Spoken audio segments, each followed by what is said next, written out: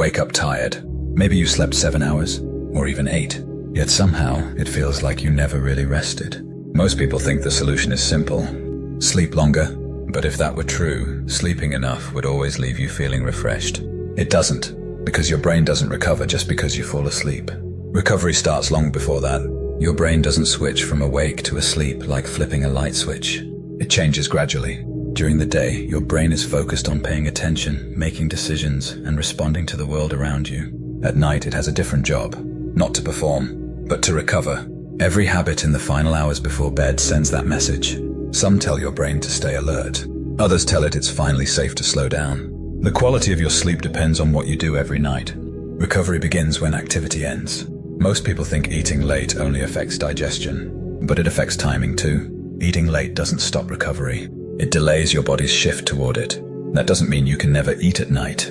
It means the closer you eat to bedtime, the less time your body has to transition into recovery. Giving yourself 3 hours between your last meal and bedtime helps that transition happen naturally.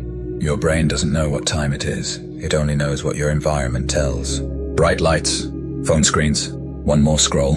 To your brain, those are all signs that the day isn't over yet. So instead of preparing for recovery, it stays alert. Not because it's trying to keep you awake, because it's responding to the signals you keep sending. That's why dimming the lights, putting your phone away, or even following the same bedtime routine each night can make falling asleep feel easier. You're not forcing your brain to sleep. You're giving it permission to. Your mind can't rest if it still has work to do. Your body isn't the only thing that needs to wind down. Your mind does too. If you climb into bed still thinking about tomorrow's tasks, unfinished conversations, or decisions you haven't made yet, your brain keeps working. Because it thinks there's still something that needs your attention. That's why spending a few minutes reviewing your day and writing down tomorrow's priorities can make such a difference. You're not making a to-do list. You're giving your brain permission to stop holding on to everything. Once those thoughts have somewhere to go, your mind has less reason to keep bringing them back. Consistency brings everything together. Your brain is constantly looking for patterns. When you go to bed at a different time every night, it has to keep adjusting. But when your bedtime is consistent, your brain begins to expect what's coming next. Over time, it starts preparing for sleep before your head even touches the pillow. That's why a consistent bedtime often matters more than finding the perfect bedtime. Your brain doesn't need perfection. It needs something predictable.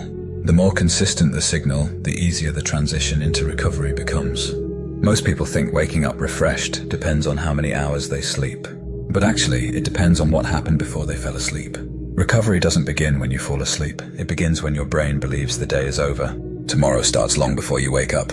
If you found this helpful, subscribe to Upgraded Mind for more videos that help you understand your brain and build better habits.